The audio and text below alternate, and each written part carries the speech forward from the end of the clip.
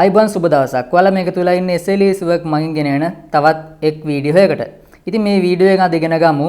මෙන්න මේ වගේ තින්ත ස්ප්‍රේ කෑන් එකක් ඔයාලා පාවිච්චි කරලා තියෙනවා. ඉතින් මේකේ තින්ත ඉවර වුණාට පස්සේ මේක නැවත ප්‍රයෝජනයට ගන්න පුළුවන් ක්‍රමයක් ගැන තමයි මම අද මේ වීඩියෝ එකෙන් ඔයාලට කියලා දෙන්නේ. ඉතින් මේ සඳහා තින්ත ඉවර වුණු ටොය ස්ප්‍රේ කෑන් එකක්. ඒ සඳහා තවත් අවශ්‍ය වෙන තව උපකරණයක් තමයි බයිසිකල් ටියුබ් එකක මෙන්න මේ වගේ වෑල් එකක්.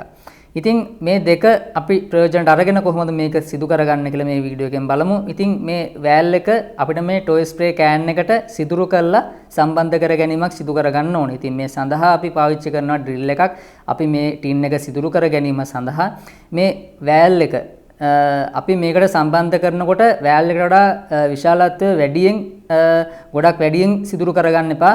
මොකද එහෙම වුණොත් ඔයාලට මේක සවි කරන්න දාන ගම් එක නිසියාකාරව සවි කරන්න බැරුව යනවා. මෙන්න මේ ආකාරයට මෙම වෑල් එක මෙන්න මේ ආකාරයට හිටින විදිහට අපිට පොට දෙකක් විතර කරකවලා හිටින විදිහට ඔයාලා වෑල් එකට සිදුර සවි කරගන්න ඕනේ. ඉතින් මේ සඳහා මම පාවිච්චි කරන්නේ ඇරල් ටයිට් කියන ගම් එක. ඉතින් මේක ඔයාලට හાર્ඩ්වෙයාර් ෂොප් වලින් මිලදී ගන්න පුළුවන්. රුපියල් 300ක් වැනි මුදලක් වෙනවා.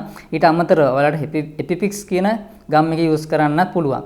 ඉතින් මම මේ සඳහා ඇරල් ටයිට් තමයි යූස් කරන්නේ. ඉතින් අපි බලමු මෙන්න මේ ආකාරයට ඔයාලට මේ සිදුරට නිසියාකාරව හුලං පිටතට එන්නේ නැති වෙන්න හොඳට සීල් වෙන විදිහට මේ ගම් එක අපි තවර ගැනීම සිදු කරගන්න ඕනේ. ඒ වගේම අපි මේ ගම් එක තවර ගත්තට පස්සේ පැය 24ට වැඩි කාලයක් මේක හොඳින් වේලා ගන්න අවශ්‍ය වෙනවා. මොකද එහෙම නැති වුණොත් මේකට අපි එයා එක ප්‍රෙෂර් කරනකොට ඒ එයා එක රිලීස් වෙන්න පුළුවන්. නැත්නම් මෙතනින් හුලං ගහනකොට හුලං ටික ලීක් වෙන්න පුළුවන්. ඉතින් මෙන්න මේ ආකාරයට අපි નિયમિત ආකාරයට සයු වෙන විදිහට ශක්තිමත් මේ වෑල් එක අපි මේ ස්ප්‍රේ ටින් එකට හොඳින් සම්බන්ධ කර ගැනීමට සිදු කරගන්න ඕනේ. ඉතින් මේ සඳහා ඔයාලට මෙන්න මේ ආකාරයට තිනර් මිශ්‍ර කරලා ඔයාලට ස්ප්‍රේ කරන්න සුදුසු වන පරිදි තින්ත එකක් සූදානම් කරගෙන අපි ඒක මෙන්න මේ ආකාරයේ සිරින්ජරයක් ආකාරයෙන් අර අපි සවි කරගත්තු තින්ත කෑන් එකට ඇතුළත් කිරීමක් සිදු කරගන්න ඕනේ.